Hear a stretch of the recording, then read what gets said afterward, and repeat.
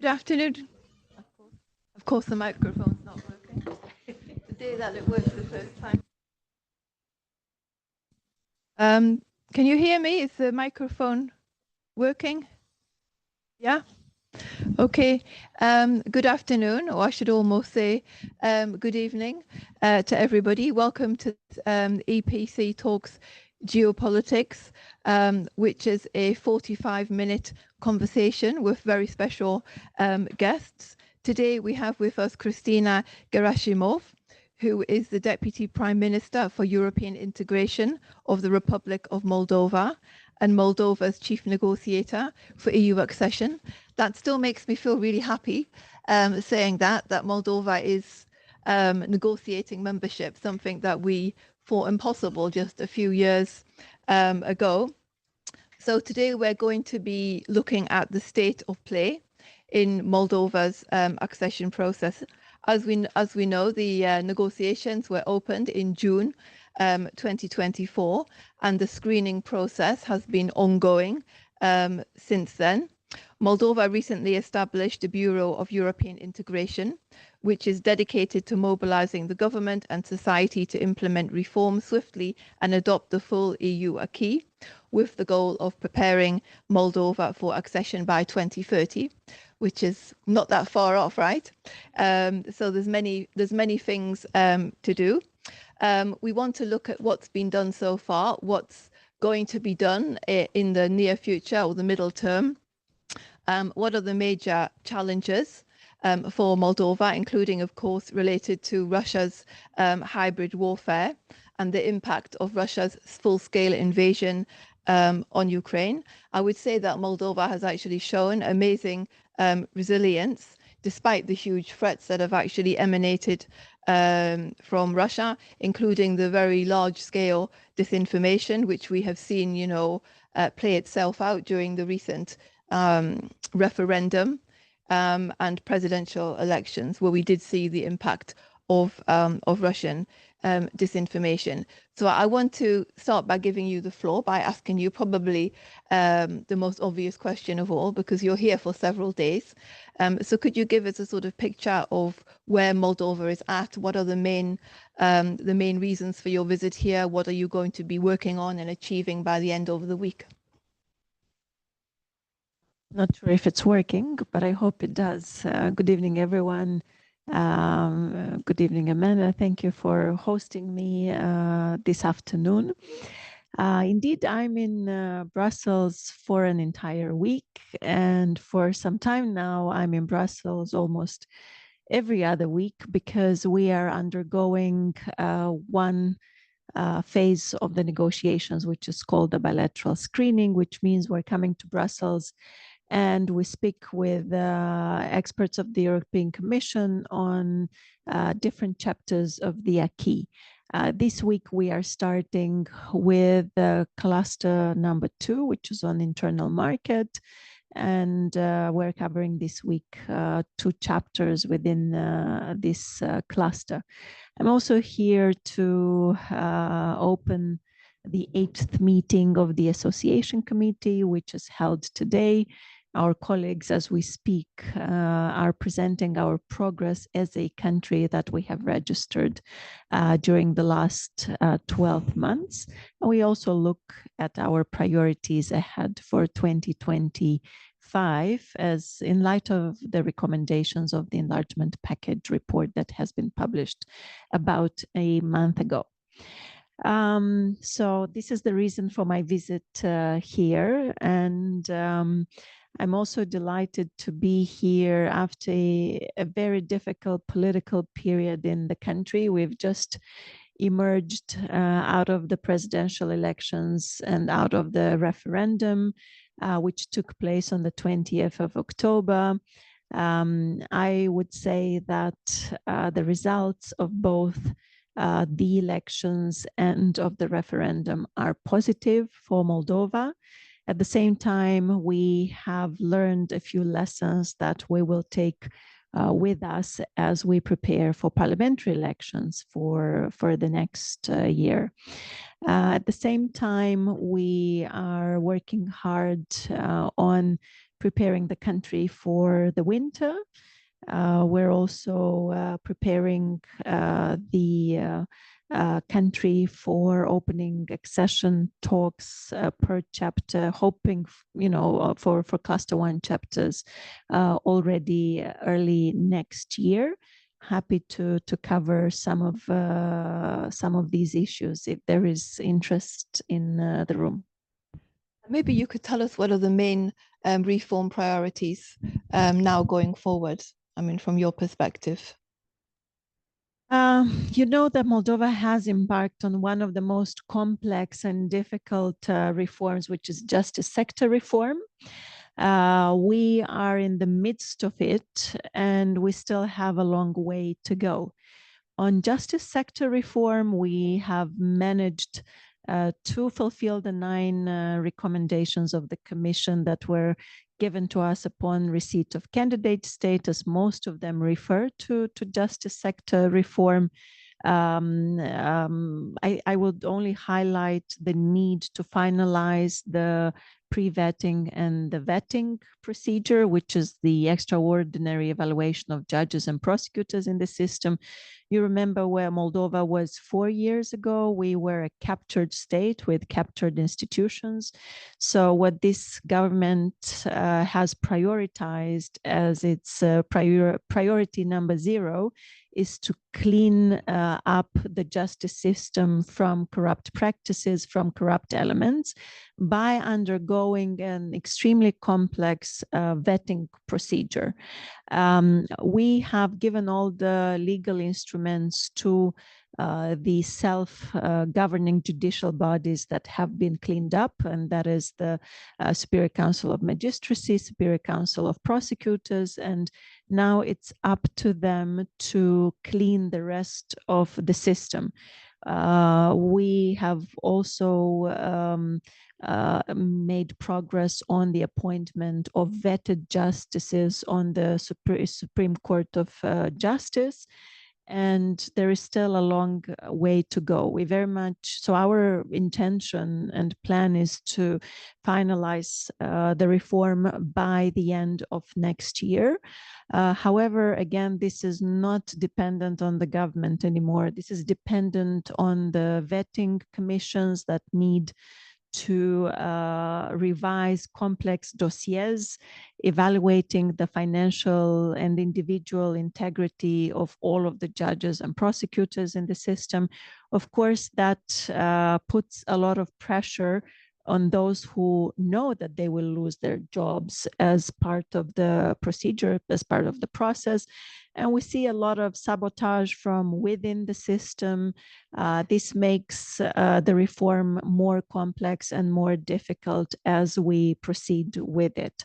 At the same time, of course, we need to revive our economy. A lot of what we've seen during the presidential elections is a result of economic hardships on the shoulders of our residents, on the shoulders of our businesses.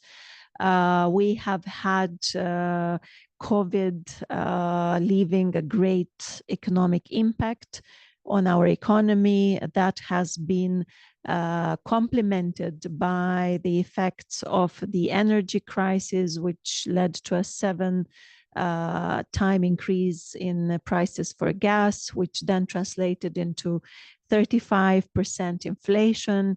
And on top of everything, of course, we had the socioeconomic impact of Russia's war of aggression against Ukraine. That has led to diminished investments in the region, in Moldova, as well as we are neighboring Ukraine. And all of these economic effects have severely impacted our people. So a priority for the government is to make sure that we increase our potential of the economy, we increase economic growth. That, of course, puts a lot of hope in the economic growth plan that has been announced by President von der Leyen on her visit to Chisinau in early October. We hope for it to be approved soon, and that would give us the necessary injections of capital in the economy to revive it.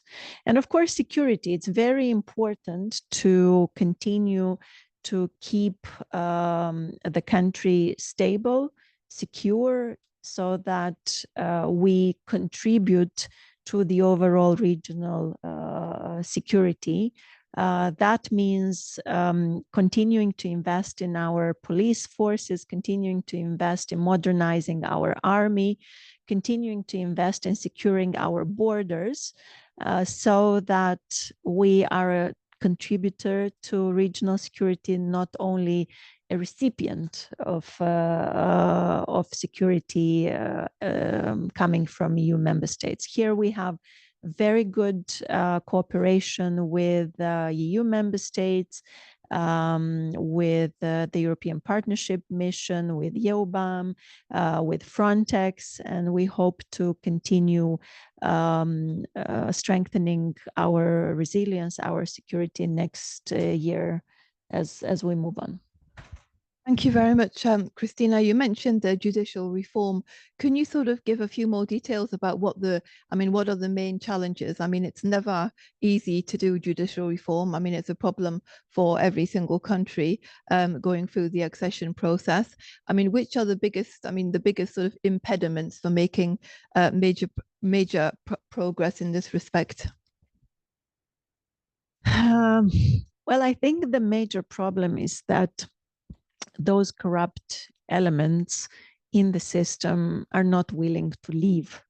Of course, we've seen sabotage where we saw massive leaves at one time meant to destabilize the system by creating backlogs in the system.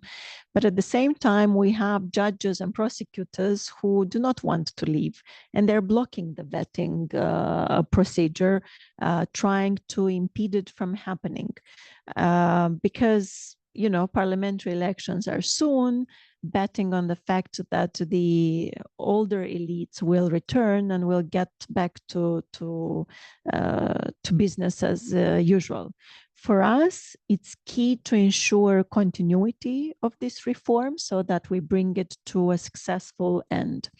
Another key challenge, I would say, for many Moldovans, there was this expectation that justice sector reform is quick and easy. There is an easy fix for justice, which meant in their perceptions that once Maia Sandu has won the presidency, once that the new government was in place in 2021, we would see changes overnight, meaning see imprisonments, people going to jail overnight.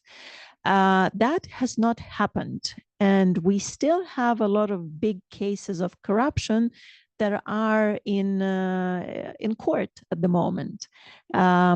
So we haven't seen the results that people were expecting. So in people's minds, there is disappointment with the pace of this reform. For many, even the justice sector reform is seen as having failed, because we don't see imprisonments, because we don't see people in jail. It is extremely important to understand that it's a complex reform, that this reform takes time.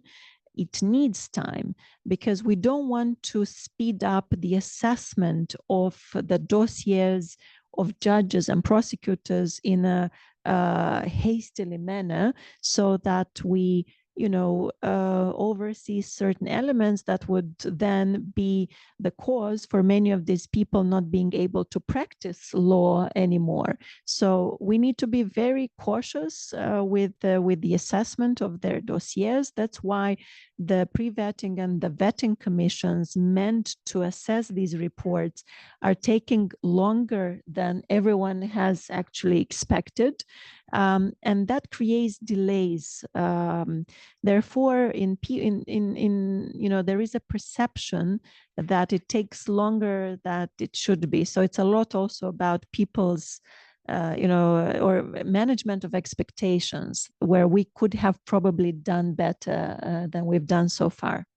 And These vetting commissions, are they formed just with Moldovans, or do they also have international experts? Because I mean, I know the case from Ukraine, where many internationals were appointed also for the vetting of judges and whatnot. Is that the same in your case?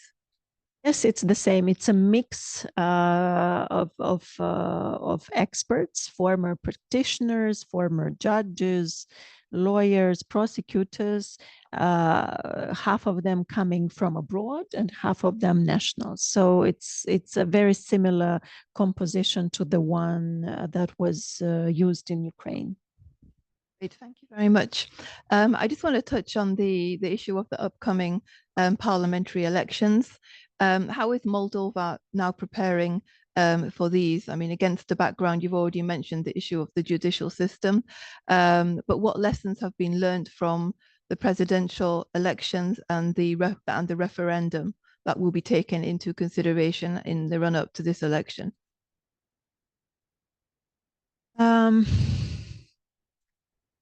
The objective of Russia with the two elections was one, to elect a pro-Russian president, someone friendlier to Russia's current approach to international relations, to its neighborhood, but also to have the referendum failed. We've seen President Maya Sandu being re-elected, and we've seen the referendum passed. If we look, if we try to assess, is it good or bad results for Moldova, it depends on whether you look at the glass half full or half empty. Considering the unprecedented challenges, be it disinformation, be it the cyber attacks, be it the vote buying, you name it. I mean, there is a full set of tactics that have been used for the referendum to fail and for a pro-Russian president to be brought to power. I would say the result is good for Moldova, even though 50.4% is not what we have expected. All the polls were showing for the referendum that there will be around 60% in support for the referendum, not taking into account the vote from the diaspora. And we're very lucky to have a lot of brilliant, young, vibrant Moldovans choosing to live abroad for the opportunities that the EU and other states are offering, but they are very much supportive of our pro-European course. So when we saw the 50.4% that the referendum has passed, of course, many felt a bittersweet victory. But according to our assessments, based on the numbers in terms of the money that were put in to destabilize the situation and the magnitude of the propaganda that was running on all of the social media platforms, be it Telegram or TikTok, I would say 50.4% is good. Why? Because our estimation show that it's about 10% of the voters have been bribed to vote against the referendum. And that was, a deliberate choice not to boycott participation in the referendum, but actually to participate and to vote against it. What we have seen is an unprecedented mobilization on the side of the organic vote. We haven't seen such numbers of people coming out to vote. And that tells me that our Moldovans understood what's at stake. They have mobilized and they came, they came to help the organic vote to win. From the presidential election side, I also say that if we look in a comparative manner with elections in other countries where we've seen similar economic hardships in the last 4 years. I would say that we are probably one of the very, very few countries where the incumbent has won a second mandate. So from that perspective, again, it's bittersweet victory, but it's a victory, and we have managed to ensure the continuity of our reforms with President Sandu continuing to be the president. Lessons learned. Never underestimate the magnitude of the influence of disinformation. Interference is a continuum. Everyone else, be it the government, civil society, who campaigned for the referendum to be positive and successful, are now back to their usual business. We're back to our full-time jobs. But the disinformation and interference is a continuum. That's clear that from what we see and from our assessment, these narratives against the EU, against Moldova as a unified society, they continue and they will be there. I think another lesson learned for us is that we are a testing ground, and what works for us will be exported in other countries. So it's for us to work together on problems that we can solve together. At the same time, every country is different, but we see very similar narratives circulating across many countries in Europe, not only in Moldova. In Moldova, the strongest narrative against the EU was that if Moldovans choose to vote to join the EU in the referendum, that means that we are choosing war upon ourselves. Because look at Ukraine, they chose the EU, they chose NATO, so they basically brought this tragedy on themselves by their own. And are we in a situation where we want to have a similar scenario for our country? And because we are in extreme geographical proximity to what's going on in Ukraine, this is very, very sensitive for our people. So the concerns about preserving our security are genuine from this perspective. So from the perspective of the question that you posed, Amanda, how we're preparing for the parliamentary elections, it's very clear we have to strengthen the capacity of our law enforcement institutions. The prosecution, the judiciary more broadly needs to do its job. We need to continue. The police did a great job at identifying the vote buying schemes, at identifying the piles of cash either brought via cash mules on planes from Moscow, or indirectly via direct bank transfers via an application, a banking application that people have downloaded on their phones using a VPN from a bank under sanctions in the EU and also banned in Moldova, but that was circumvented via a simple VPN connection. So we have learned a lot in terms of what we need to do to secure, to strengthen our cyber resilience, to strengthen our law enforcement, and therefore, President Sandu has called for the government and parliament to propose ways how we can accelerate justice sector reform, and particularly those measures addressing a faster process of the political corruption cases that we still haven't solved.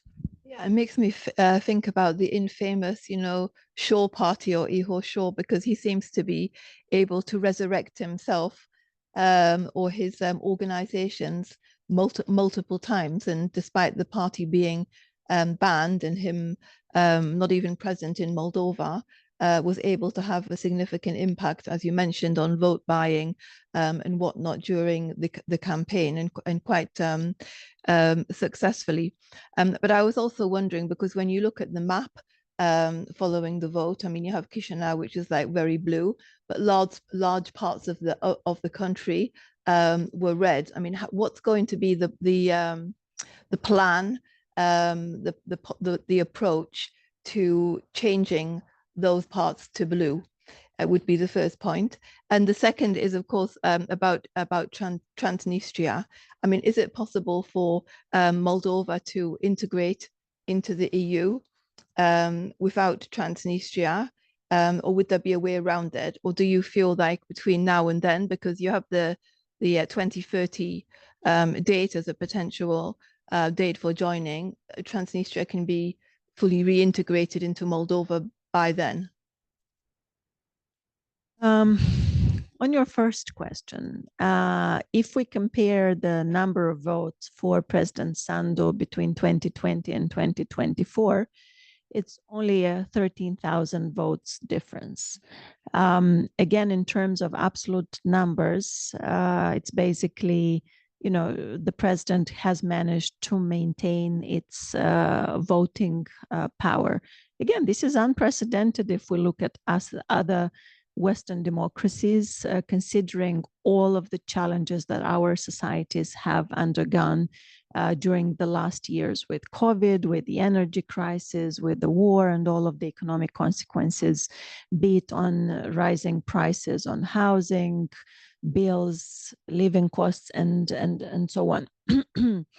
And what I want to say is that we haven't seen a major drawback in terms of those who support pro-European forces in Moldova. Moldova has a systemic problem, if you ask me. We have regions that historically were very much prone to export or saw their markets towards the east. With the association agreement signed 10 years ago, we have managed to shift these trade partners significantly. And many entrepreneurs, many businesses managed in Moldova to make the EU market their first home or their first market. More than 60%, so around 65% of our trade today is with countries of the European Union. And very few are now still exporting to Russia. But those who still do are those where it's very difficult to reorient your exports, because that means a lot of structural investments in how you do things. So reorienting your goods, and mostly goods, towards the EU require a lot of capital investment in how you do things. And this hasn't been easy for everyone. So that's why we see still a lot of reddish, for instance, in the north. Of course, we have regions like Gagauzia that are very much still pro-Russian, but that is because of the sources of information which are available to them, which are mostly in Russian. Our ethnic minorities, as you know, their language of communication is Russian, and that limits the access to the sources of information that they have.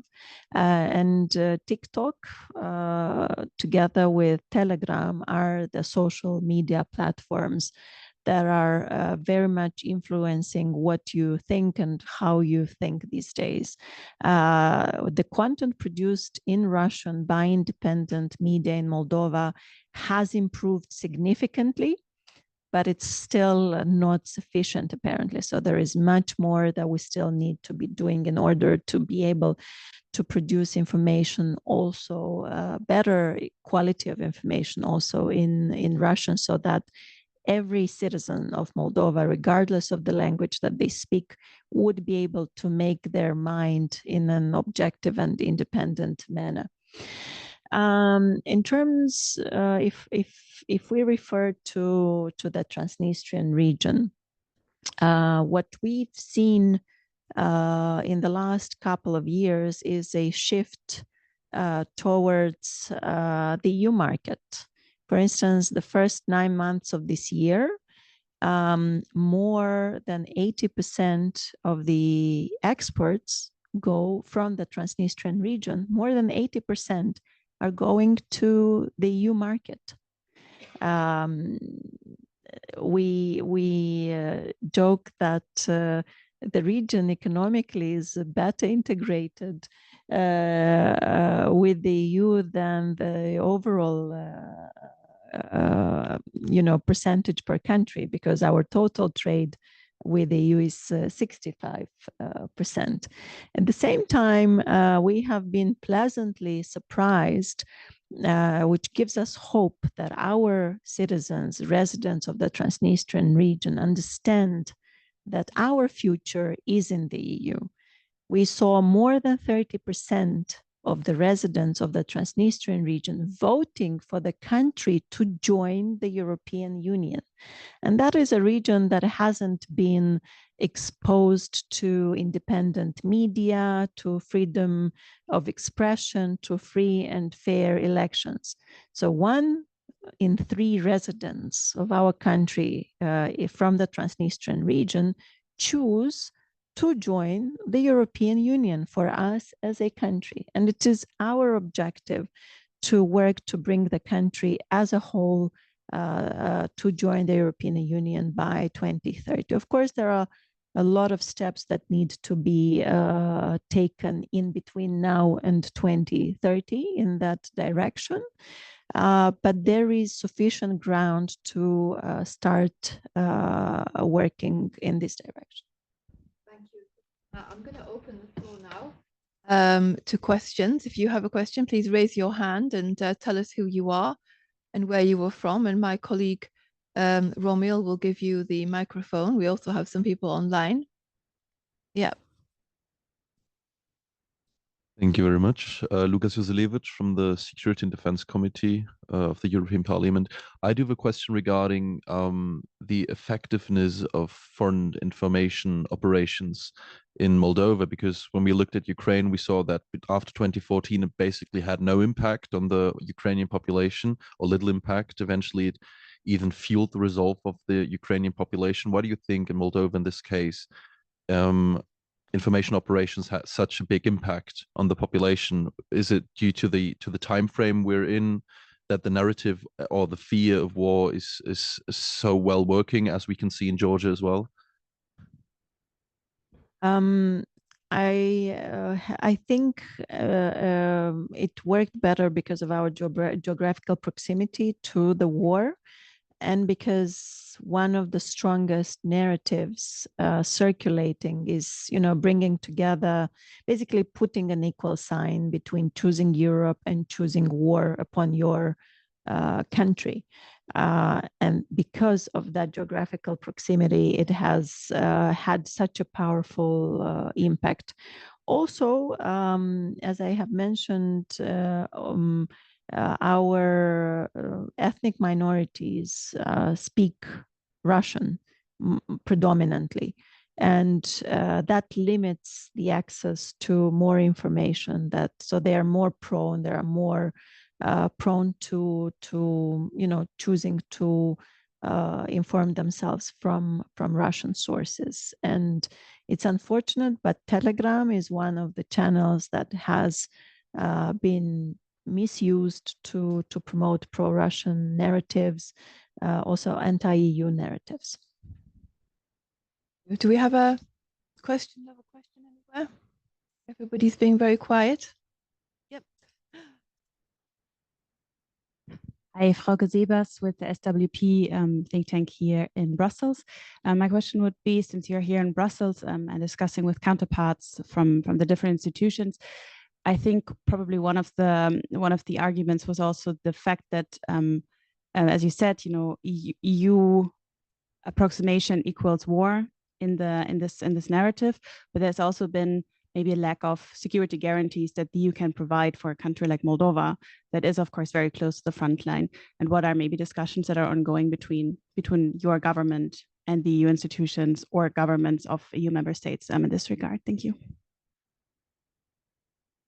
We have been very lucky to benefit from the European Peace Facility and the funds that it provides for modernizing our army, for strengthening our security sector. So from this perspective, where we work a lot with the EU institutions, with the EU member states to strengthen our security and defense.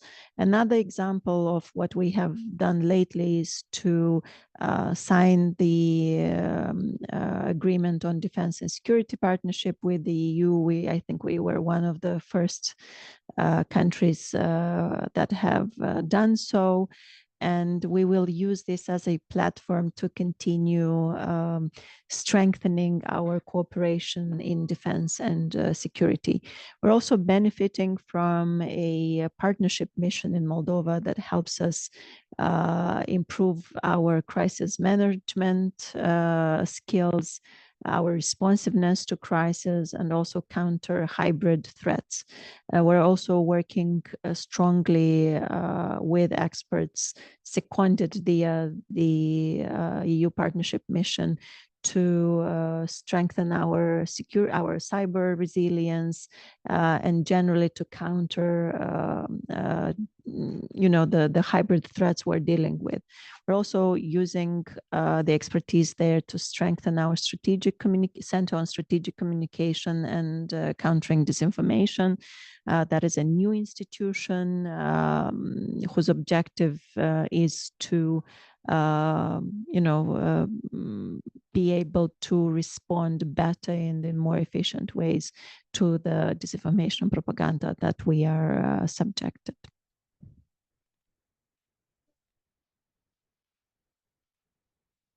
Thank you. Panos Gredis, representing the European Public Organization. I'm based here in Brussels. You mentioned that you are here this week for the screening exercise. How far has gone this exercise, both from the European Commission and also in particular from your side, internal, in terms of organization, in order to start the negotiations next year? Thank you. 2 weeks ago, we have finalized the screening of the chapters that are part of Cluster 1.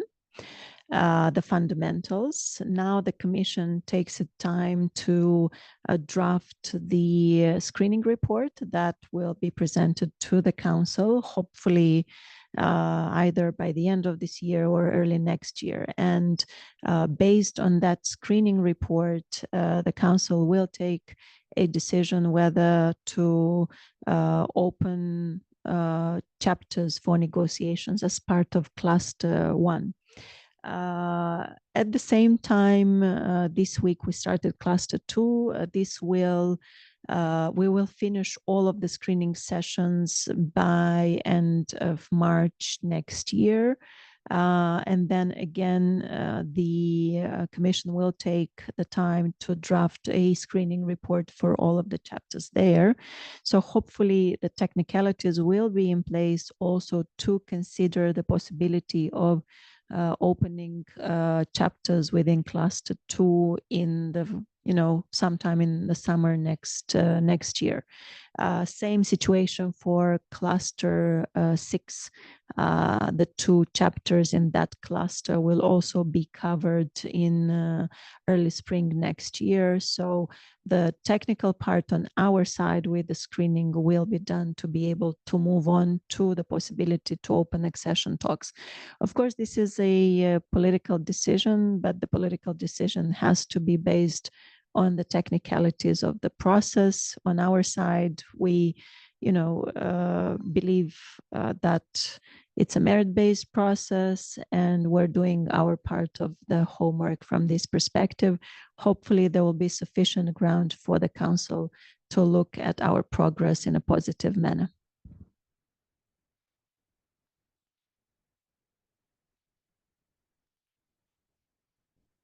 Hi, I'm Sabine Rufa. I'm an intern here in Brussels. And my question is more to, you mentioned the lessons learned from the presidential elections, from the referendum. What I'm curious about is how and what lessons will be implemented, because of course PAS remains the most popular party ahead of the parliamentary elections, but quite short of a majority that would ensure a successful process after the following summer. What are you looking at? What does the government look at in terms of reassuring that confidence in the citizens and trying to boost those numbers? Whether we talk of an eventual proportion of the pre-financing part of the growth plan, which can be accessed without the implementation of, let's say, the full reform agenda, or further government reshufflings, or other matters that could be taken to, or you can add to those, to increase the chances of a strong pro-European majority during the summer? I think regardless of the tools or the options for the government, what people want to see is a better life for all of them, and they want to see concrete benefits for their economic standing and so on.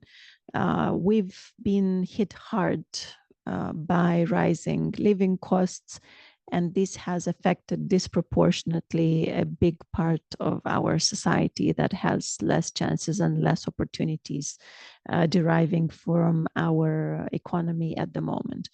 Of course, there are things that the government can do within the next couple of months to improve certain processes, but we're all well aware that reforms in the economy take time to actually deliver in terms of economic growth. And economic growth has always been a priority for the government. At the same time, you cannot aim for unprecedented economic growth, or a lot of economic growth for that matter, in the context where the regional security is still heavily impacted by developments just next door. Investors would have probably come in Moldova in bigger numbers and with more significant investments should we have been a stable region, one enjoying stability. However, this is not the case. That, coupled with a rule of law reform that has not yet been finished, also brings some hesitations for some of the investors. So we need to put government's efforts within a broader regional context, security context, and to be realistic of what we can do and what we cannot do. At the same time, we are very well aware of the fact that we need continuity for everything that has been started in the last 3-4 years to produce results. We need political continuity. For that matter, the current ruling party is in talks with pro-European parties, and we have many of those to see what we can do together to ensure that continuity in the next parliament after the next parliamentary elections. We have time for one last question or two. Is that okay? A sudden rush of hands. I know we're about to go over the time limit, but I hope that's okay. Yeah. Hello, I'm Florian Stromer with Austrian Equities from Vienna. I was wondering, can you comment on the recent political election results in Romania, and especially the movement that seeks to unify Moldova and Romania? For Moldova, it's important to have a strong Romania. And we trust the choice of the Romanian citizens for their next parliament, for their next president. Romania, regardless of the politics, has been on our side. It has always supported reforms in Moldova. It has always been, solidar with everything happening in our country. And we very much hope that this will continue to be the case now that the parliamentary elections are over and after the second round of the presidential elections. Oh, there was a hand behind. A couple of hands actually. Yeah. Good evening. I am Catalina Yonel from the French mission at NATO. My question was regarding the disinformation. Are there any legal basis that could Moldova use in order to punish, let's say it like that, this major issues that have been created during the elections? Because this is like an European, the disinformation is an European, if not a worldwide issue. That's the first thing. Are there any like legal basis in order to do that? And I had a second question, knowing that you have a deadline of 2030 and knowing that the European Commission adopted the package support of 1.8 billion euros for Moldova. Do you have enough time, let's say it like that, do you have enough time to spend all this money and actually see results from it, knowing that you only have basically 4 years and that in 4 years we don't know what is going to happen? Maybe I could also add about the institutional capacity of the country, because it's always been like a challenge for Moldova that's flagged up. And I think these things are very much joined together. So I will take on the first question. We have amended our electoral code to strengthen our illegal party financing legislation there. But it's important to know that today foreign interference does not happen on the day of the elections or during the 30 days of the electoral campaign. What we have seen is an intervention that started way earlier. We've seen an intervention starting last spring, well, basically not last spring, but this spring. And unfortunately, the tools at our disposal today does not allow us to see the whole complexity and the whole, to assess the entire period since this has started. And I think this is also a lesson learned for us, but I think it's a lesson learned for everyone dealing with elections monitoring. I think it's important to start thinking how we modernize, how we update our legal instruments, our tools in such a manner that we are able to not only to detect, but also to prevent such types of interventions, intrusions into domestic electoral processes by third countries. So we could do more, but we need to identify those legal measures together.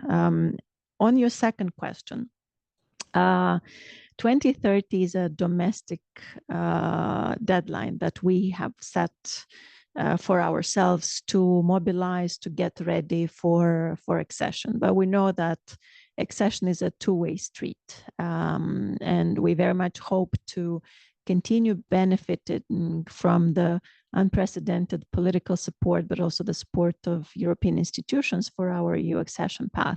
Many things can happen in between. But to go back to your question on the growth plan, this is designed for an absorption during the next 3 years, so up until 2028.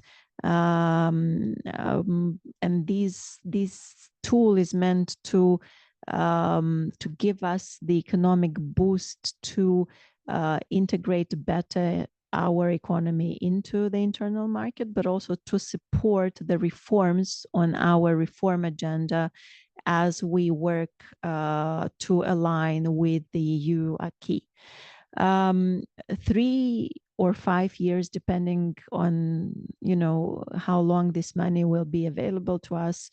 We'll do our best in terms of capacity absorption, but to link it to Amanda's question here, indeed, at this point, we would have to already operate with mature investment projects that would be able to absorb these funds that are available to us. We have the openness of the Commission also to help us on that. And we will work together to strengthen our absorption capacity, but also to develop investment projects to the point where we'd be able to implement them within the proposed time period. There was a last question, yeah, from the gentleman at the back. Good afternoon. My name is Niels van der Tocht. I work together with the European Parliament Secretariat Desk Officer on Moldova. I have a question which I can also, perhaps I should also address to Mr. Serebian and Mr. Parlikov, but it's with regard to the transit agreement with Ukraine that's about to expire at the end of the year. Recently, Minister Parlikov visited St. Petersburg, and Gazprom or Russia really seems to link this issue of gas supplies to Transnistria to this historical debt, which has been disproven by an international audit. And in Chisinau, the general idea was that the Transnistrian region would not influence the European integration path of Moldova, because there could be phased integration. So first the right bank and then the left bank. But what if this scenario will not take place and you have to reintegrate the Transnistrian region earlier than anticipated?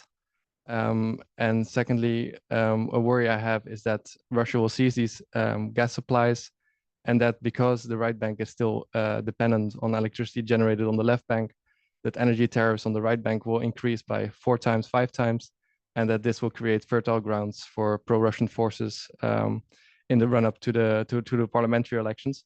So I was hoping that you could reassure me and that this will not happen. This is a risk that we have to take into account. I unfortunately cannot reassure you that this will not be happening. I think it's important to assess all of the risks and be prepared to mitigate them to the extent possible. The stop of transit of the Russian gas will not only affect Moldova, it will affect a big part of Europe. And we would be happy to be part of a joint solution from this perspective. Okay, thank you. We've come to the end of our time. So I'd like to thank you very much, Cristina, for joining us today, for giving us a very comprehensive update on where Moldova is at in the EU accession process, and for addressing a lot of the domestic challenges that the country is facing, including vis-a-vis Russia, which is a huge headache, not just for Moldova, but for the whole entire region, as we're now also seeing in Georgia. I wish you the very best of luck. I mean, EPC has a dedicated program related to enlargement, so I'm sure we're going to be in regular touch, because we're going to be tracking very carefully Moldova's progress, and towards your 2030 date, which is very ambitious, but I think it's always great to be ambitious. It's better than not being ambitious. So thanks for coming today in the evening, and good luck with the rest of the meetings that you have this week. Thank you. Thank you for inviting.